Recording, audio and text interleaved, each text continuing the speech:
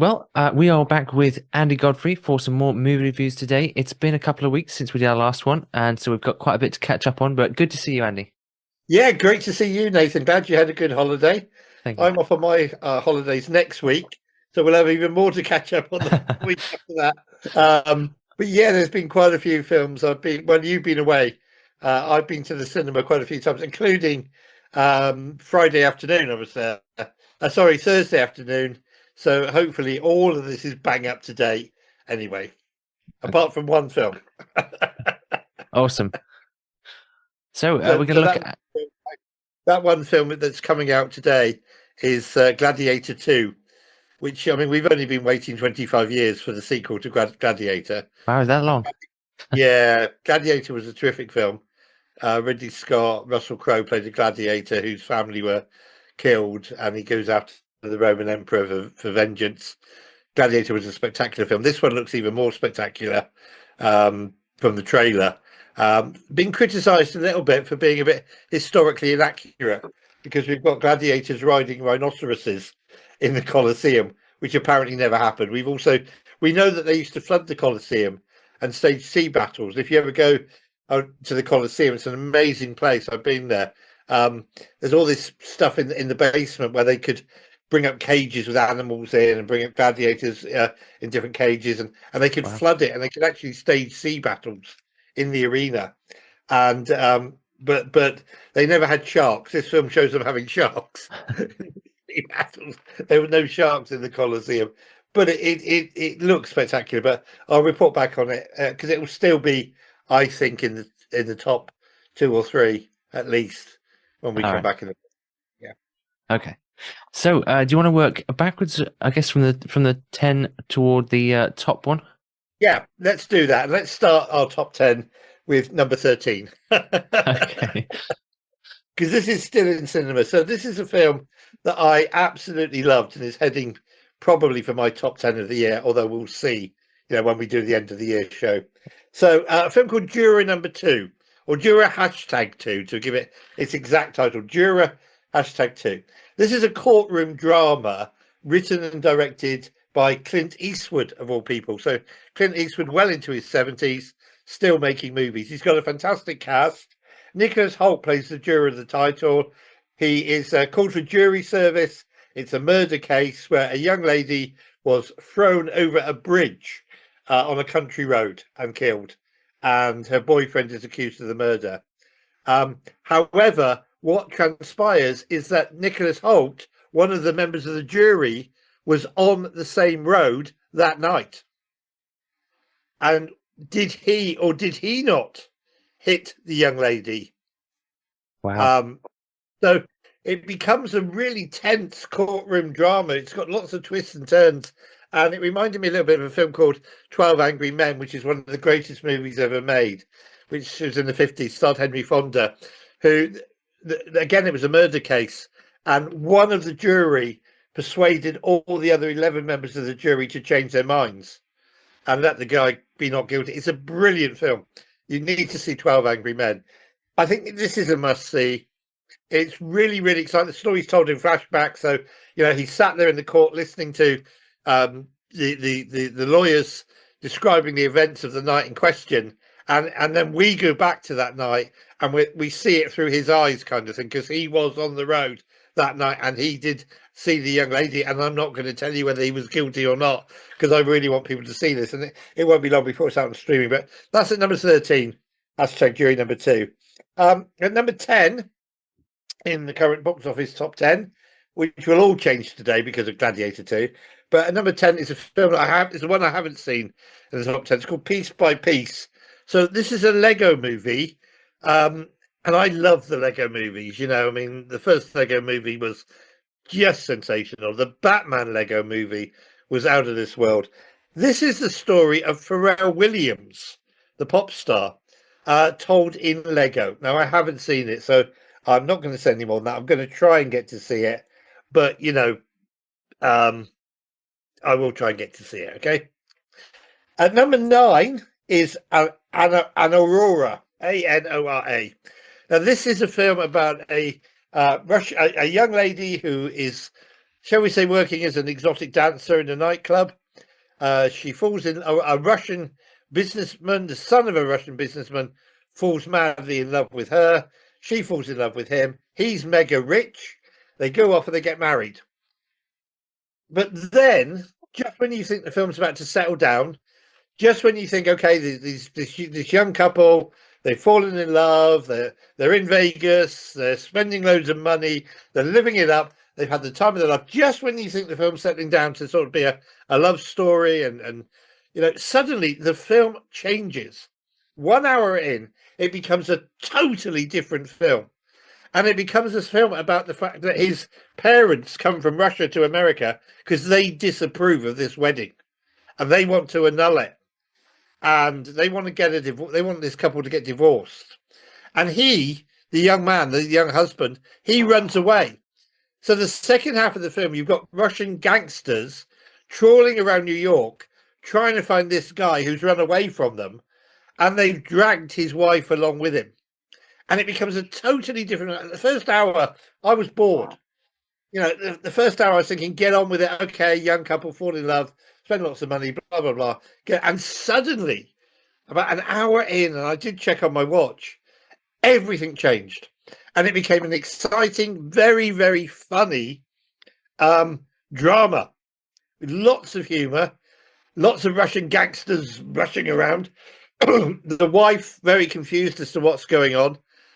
It became a brilliant film. First hour was rubbish. First hour I could have just quite happily, take half an hour out of the first hour, I'd have been fine. But then suddenly, man alive, does it change, and it becomes a terrific, funny, exciting film, and I really enjoyed it.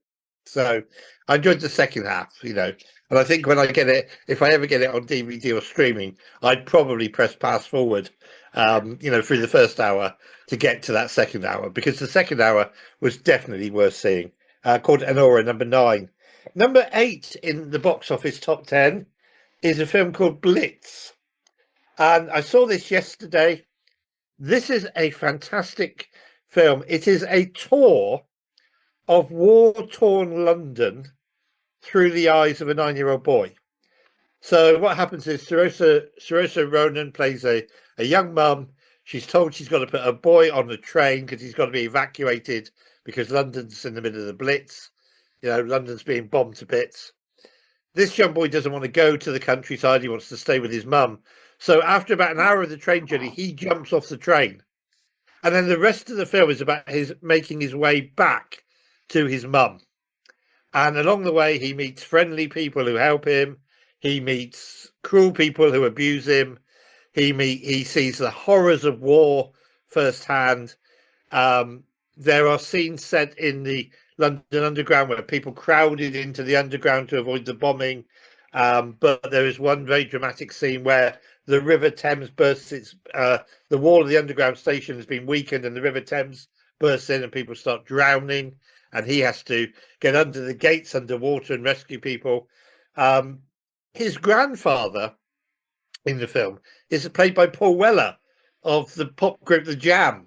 And so lots of jokes are floating around, because The Jam had a song called Going Underground, and, in the tube station at midnight and this sort of thing.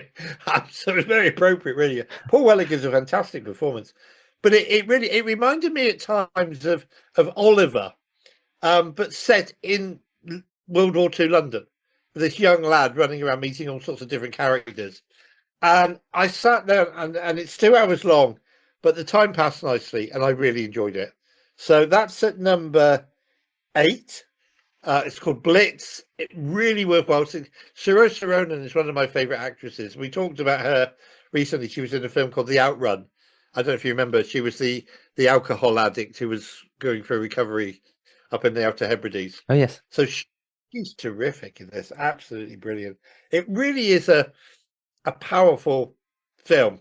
And I was sat next to a couple of ladies who laughed during the end credits because this little boy's got a pet cat, and the cat gets a special credit at the end of the film, which was rather lovely. The cat survives the Blitz. A lot of people don't. But it really is worthwhile seeing, genuinely worthwhile seeing. Go to see Blitz. Number 7 is Smile 2, which is a horror film. horror sequel. It's a good, if you like horror films, it's a good horror film. Basically, if somebody smiles at you as they are dying, you are going to be haunted, and you are going to be the next person to die. But it's a good horror film. I want to talk about number six, if we may. Hmm. So number six is a film called Small Things Like These. It stars Cillian Murphy. Now, Cillian Murphy was all over the place last year because he played Oppenheimer. And if you remember, he won the Oscar for Best Actor in Oppenheimer. That was a big budget, multi-budget, epic film. Small Things Like These is a really small little film.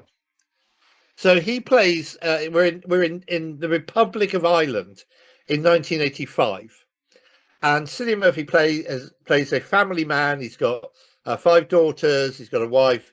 They live in a tiny little house, and he is a coalman. He delivers bags of coal to people. And one of the places on his route is the local convent. Now, we know from films like Philomena what was happening in Ireland, and this is a bit topical, Nathan, with what's happened with the Archbishop of Canterbury this week. So we know that there were convents all over the Republic of Ireland in the 80s where young pregnant girls were being taken in, supposedly to be given help and support and comfort, but were actually being treated like slaves, and their babies were taken away from them. There was a very serious film a few years ago starring Judi Dench and Steve Coogan called Philomena, which told the story, a true story of one of these girls who had a baby taken off her by nuns. This is a fictional story. It's not true. But he becomes aware as he delivers coal to this convent that something bad is happening to the young girls in the convent. And he sets out to rescue one of them. It's set at Christmas, so it's quite topical in that regard. I think it is a film that will move people. It's a film that will shock people. Right at the end of the film, we are told that there were 56,000 girls who were used and abused by nuns in convents in the 80s in the Republic of Ireland. 56,000. So it's a very, very powerful film. I really enjoyed it. I thought the performance, Cillian Murphy's terrific performance. But, how do you follow Oppenheimer? Great big budget, massive movie where you follow it up with a really low key film. But it's number 5 in the box office. I think probably on the strength of his name alone. But honestly, it's really disturbing, but it's really powerful. And then at number 5 in the box office top 10, and I'm loving doing this because I've seen all of these. We have a great animated film called The Wild Robot. Now, this is about a robot who gets he's on a boat, he's on a ship. The ship is shipwrecked. He survives. He comes onto a deserted island where it's just him and a load of animals. And it's about, initially the animals are terrified of this, mechanoid walking around talking in a strange voice and investigating everything and all these little gadgets, and he's like a walking talking Alexa in many ways. And the animals are a little bit nervous about him, but he slowly begins to befriend them. And when the company comes to claim him back, the animals don't let him go, and there's a big battle at the end. But it's a brilliant animated film. It is a film that I thought was absolutely delightful to look at, and a really good moving story. And again, probably will feature in my top 10 at the end of the year, but we've still got a way to go and some new releases to come. So the Wild Robots number 4. 5, number 4 is Venom: The Last Dance. This is a Marvel film. Venom is an alien creature who has attached himself to a human being, and they have all sorts of adventures. So this is the 3rd film in the Venom series. It's rubbish. It's awful. It's terrible. It is just pathetically bad. And I sat there thinking, please, please, please end. I know this is the last film in the series. Thank heavens for that, because I don't want to have to sit through any more of these, And I sat through the first 2. The last one was called Venom Carnage. It should have been called Venom Car Crash. Okay, this is called Venom: The Last Dance, and it should have a hallelujah at the end of it. No good science fiction, but it's just the CGI is terrible, the special effects are terrible, the acting's terrible, the story's terrible. It's all about Area 51 closing down, where they've got all these UFOs in America, and don't bother, folk. Number 3 is a really interesting film for us at Pure, because number 3 is a film called Heretic. So this starts with 2 Mormons. Now, I do door-to-door work as an evangelist. I go to people's homes and I knock on the door and I say, hi, can I give you a Christian newspaper or a Bible? And would you be interested in talking about Jesus Christ? Okay. We know the Jehovah's Witnesses do this. The Mormons do this as well. This film starts with 2 Mormons knocking on a door in a house in the middle of nowhere. And Hugh Grant opens the door and they go, would you like to learn more about the Church of Latter-day Saints and the Church of Jesus Christ? And much to their shock and amazement, he goes, yes, please, come in. Now, that doesn't happen. You know, it happens once in a blue moon, in my experience, okay? And I've been doing it for 40, 50 years. These girls look at each other and go, wow. And they say, well, we can't come in because unless your wife's here, unless there's another woman present, we're not allowed to come in and be alone with a man, which is sensible. He says, no, my wife's here. She's got a pie in the oven. I'm sure you like pie. Come on in. And so on. Turns out he hasn't got a wife. The first hour of the film is him discussing with them religion.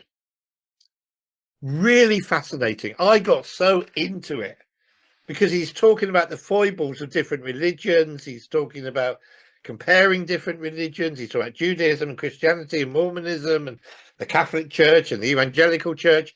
It's a really fascinating, for somebody like me, particularly, and all my friends who've seen it really enjoyed it as well, who aren't Christians. It's a really fascinating first hour. Then it turns sinister because they slowly begin to realize he hasn't got a, hang on, where's your wife? Where's the pie you promised us? They slowly begin to realize something's wrong.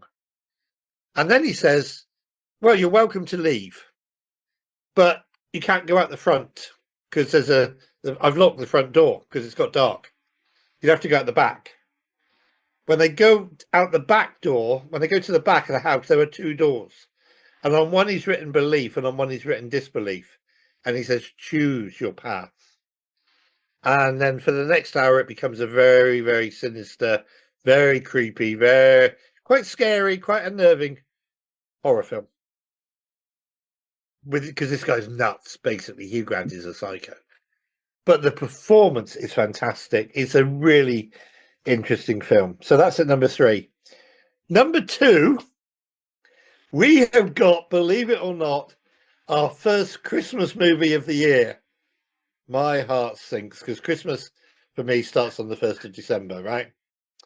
So number 2, we got a big budget action movie called Red 1. Basically, Santa Claus has got a team of people, lives in a big city in the North Pole that is covered by a shield that nobody can detect him. You know, radar, satellites can't detect where he is. And he's got a team of bodyguards. Okay? Santa has got a team of SAS style bodyguards. The lead bodyguard is played by Dwayne "The Rock" Johnson. Despite having this amazing shield over the grotto and over the place where he lives, baddies break in and kidnap Santa. I've lost count of the number of movies I've seen where Santa has been kidnapped. I mean, this is just retreading old ground that we have been over so many times. I mean, you think about there was a film in the 50s called Santa Claus Conquers the Martians, which is a really funny film in which Martians kidnap Santa Claus, okay? You've got a film, The Nightmare Before Christmas, in which characters from Halloween Town kidnap Santa. Great, great musical. I love that film. You've got so many other films where stuff happens to Santa and he has to be there. And we've got to save Christmas. And if we don't find Santa in time, Christmas will be ruined. We've got to save Christmas, you know. And I have lost count. The Santa Claus. The first movie was all about, we got to save Christmas, you know. Santa Claus, the movie was, we got to save Christmas. You know? It's all about Christmas going wrong and Father Christmas having some sort of big problem or being kidnapped and we got to save Christmas. In order to save Santa, his bodyguard recruits somebody who's probably the world's best computer hacker, because he needs to find out how, and it's just rubbish. I mean, it's just terrible. There are some action sequences that are really, really poor. The CGI again, I don't quite understand it. Dwayne The Rock Johnson reputedly was paid $50 billion, and that's the only reason, obviously, why he did the film. I can think of no other reason why he would do this film, because the dialogue's terrible, the setup is terrible. It's supposed, I don't know who it's aimed at. I mean, it's a 12 certificate. It's not aimed at kids because there's some innuendo in this. There are jokes about dolls, women, action figures like Wonder Woman coming to life. So it's not. There's stuff in there that is way above the head of kids. All right. There is stuff in there that adults are just going to go, oh, this is sickening and this is boring, and yet another scene of people in a toy shop fighting over a toy. Every Christmas movie ever been done has had that scene in it. There's nothing original about it. It brings nothing new to the table, and I just, please let this end. And speaking of being disappointed, and this might come as a shock to some people, the number one in the box office is Paddington in Peru. Now, I don't know if you saw the first two Paddington movies. First two Paddington movies are wonderful. Nicole Kidman played the villain in the first one. Hugh Grant again played the villain in the second one. And they were based on the Michael Bond books. Now, Michael Bond wrote 29 Paddington books. Not one of them is set in Peru. They're all great. They're lovely. The Paddington books, I read them as a kid. The Paddington books are terrific. Not one is set in Peru. The Paddington books are all about this bear being taken out of the jungle and being plonked in a big city and having adventures. The filmmakers have now decided, we need to take him back to Peru. No, you don't, because it doesn't work. And basically, Paddington becomes Indiana Jones. You know the scene in Indiana Jones where he's running from the giant ball? We've got a scene of Paddington running from a giant ball. I'm sorry, but that's getting old and tired, and we've seen it before, and there's no need to repeat it, And we've got basically a search for lost treasure. Aunt Lucy, the reason they go to Peru is that Aunt Lucy has gone missing. Paddington's Aunt Lucy has gone missing in Peru, so they have to go and find her. That's the setup. There was a film a few years ago, also starring Jane Johnson, called Jungle Adventure, which was based on a ride you can do in Disneyland, where you ride down a boat, you would get on a boat and you ride down a river looking for lost treasure. This is like a rehash of that. This is a rehash of like Indiana Jones' greatest hits. It's not very good because they have taken Paddington and plonked him out of where he should be.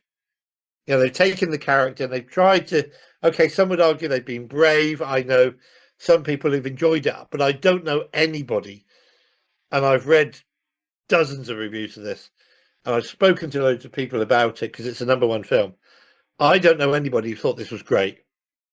I know people who enjoyed it, but I don't know anybody who thought this was really great or in the spirit of what Paddington should be, So I was disappointed. But that said, if you go and see it, folks, if you do go and see it, stay for the end credits, because the best bit of the film is the end credit sequences. And there's a sequence right at the very, very, very, very end after about 5 minutes of credits, Stay for those because they are worth seeing. But for me, they are the only bits of the film that were worth seeing.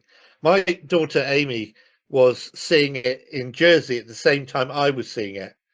And when I came out of the cinema and we messaged each other, she just said, Dad, that was a total disappointment because we both loved the first two Paddington films. So there you go. Nathan, Paddington's number one in the box office. It was a foregone conclusion he would be. Next time we speak, I think Gladiator 2 will be.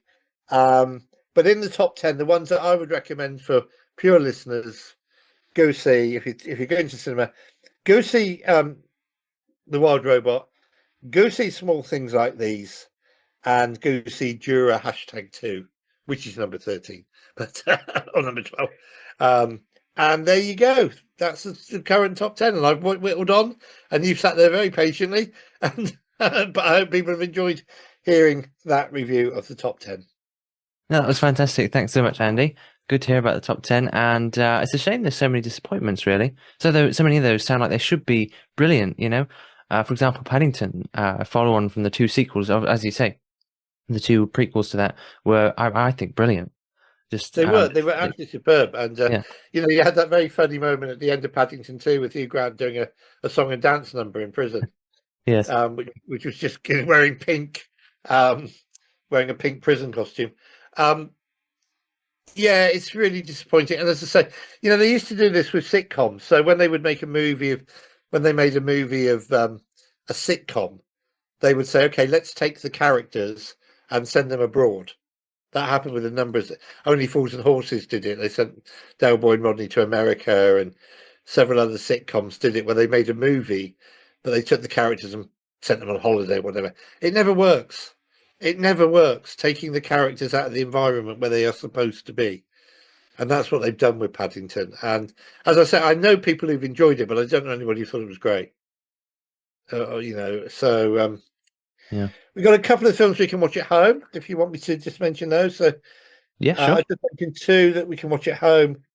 So one is a brand new film called on Netflix called Emilia Perez. And the best thing for me to do is to read to you what Netflix themselves say about it. Um, Declared exhilarating and dazzling by Variety magazine, this operatic, genre-defying crime drama follows a mafia boss who is transitioning to a new way of life. Emilia Perez, that's on Netflix. Very, very good film. Been highly rated by many critics. And also available to watch at home now is a film we talked about a few weeks ago called Lee. Kate Blanchett plays Lee. Plays Lee Miller. She was the first woman photographer to get into Germany at the end of World War II and take photographs of Hitler's house and take photographs of the concentration camps and really bring home to the world the horrors of what had happened. She was the first woman photographer, basically, to photograph the war, and that's now widely available to watch at home. So those two films are good. Those are about the only new ones coming out this weekend to watch at home. But I hope people will enjoy their cinema trips, and and if people want to let us know what they think, that'd be great, wouldn't it? If we could get some emails. Yeah, absolutely. Let us know your thoughts on any of these films that Andy Godfrey's mentioned, or perhaps you've seen one and you're wondering, you might maybe share your thoughts on it, or maybe you've actually heard one of Andy Godfrey's reviews and perhaps you disagree. We can discuss. After all, it's that diversity of opinion that creates such colour in the world of cinema. It really does, and I love discussing it. As you know, I run a Facebook page with 6,000 people on it, all who do nothing all day, every day, but discuss movies. And also, just to say, I was in Southampton this week, and I was in Dunstable last week doing film nights for churches. So these are under the banner of my book. So we come to your church. We could do an evening called Confessions of a Christian Film Critic. We'll have a quiz. We'll have some fun. We'll show lots of clips from movies, and then we'll bring in the Jesus story and use a particular movie to illustrate the story of Jesus and why I'm not only passionate about movies, but I'm passionate about following Jesus Christ. So if anybody wants to get in touch with me again via Pure and book me up to come to your church to speak at an event, love to do that. And that would be great fun. We had a really good fun evening with about 25 men in Southampton on Tuesday. We served curry, and we were in a sports hall, and the guys got a drink, and we served up curry, and then I did a 45-minute presentation, including a quiz, and lots and lots of movie clips. So if anybody's interested in that, more than happy to come. Yeah, that sounds like a lot of fun. And also, you can get Andy Godfrey's book on Amazon, can't you? What's it called again? It's called Faith on Film: Confessions of a Christian Film Critic, forward by Steve Legg, Yes, who indeed. we film this every day. Steve, in his forward, says, "A Christian film critic. What next? A vegan butcher?" So Yeah. that's but yeah, no, thank you, Nathan, for that. Yeah, the book is make a great Christmas present, folks. Absolutely. It's a really interesting look at cinema from so many different refreshing angles, really. It's Thank really you. interesting. So yeah, well, thanks so much, Great. Andy. Great to hear about all those films. Hope you enjoy those films, whether you watch them in cinema or maybe at home if they're available on streaming. But thank you so much, Andy. I look forward to speaking again soon. Yeah, we'll do. And we'll have a review of Gladiator 2. Yes. Thanks, Nathan. God bless you. God bless Pierre.